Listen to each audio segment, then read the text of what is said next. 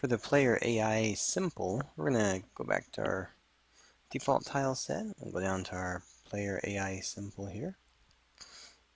Alright, for this one we just have a icon thumbnail. It's going to basically be the trigger system for a player, or the starting point for a player to actually change the behavior of them. Alright, so if you remember from last one, the player at the very bottom here has a whole set of states for the AI.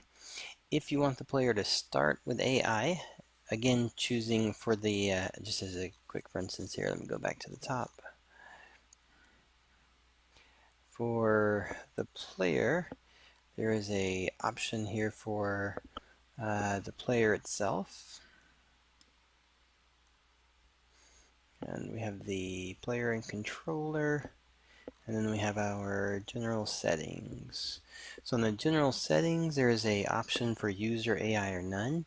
If you chose AI to start with, then when you go down to the options inside for the AI, you could actually preset up all the options needed for is the player AI, and then start describing what type of player this is going to be through all the other pieces through here. For the AI block that we're going to put in, the tile, if we go down to our options here, go down, actually we'll go to AI for it here. Player AI. There we go. For the player AI, if you scroll down to the bottom here real quick, we're just to show you where it's at for it. You'll notice the settings are all the same right here.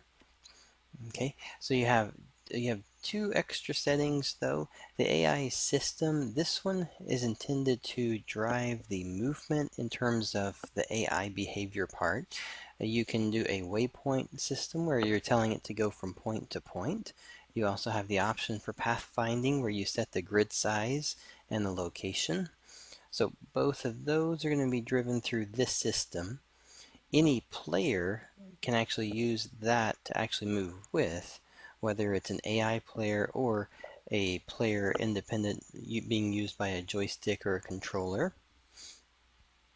Alright, so we'll go ahead and set up the basics for the player AI right now, and then we'll, in the next video, we'll walk through setting up some defaults for a AI system. So this is just going to be AI, and we'll say AI system, and drives player controls with AI. General settings, if you're going to use this as an actual image and or you want to use it as a triggering image for animation, then you can leave it on. I'm actually going to turn this portion of it off. I'm going to turn off the receive light. It doesn't really matter on the offset unless when you're placing it in the scene you want to have it in front or behind something.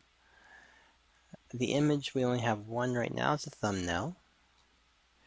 And then again, if you have other images, remember you can always place that directly into your tile animations option. If you have audio, you can do the same there. Trigger settings, we're going to enable it here by player. You could be specific and say you only want the team, like the enemies, to actually be able to use the AI.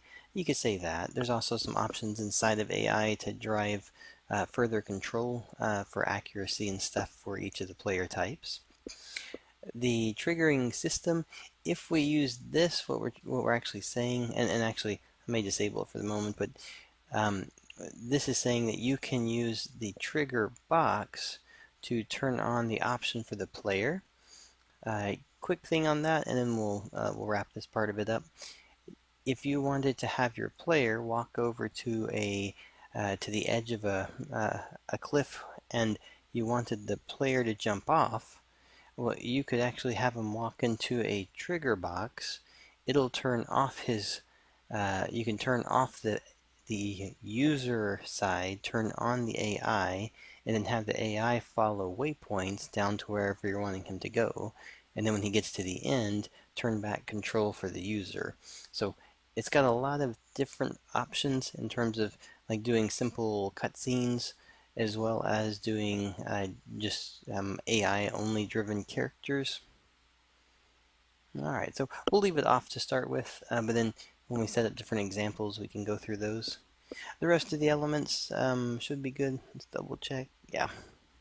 Alright, so next up, we'll do the AI, and we'll just walk through the states for it.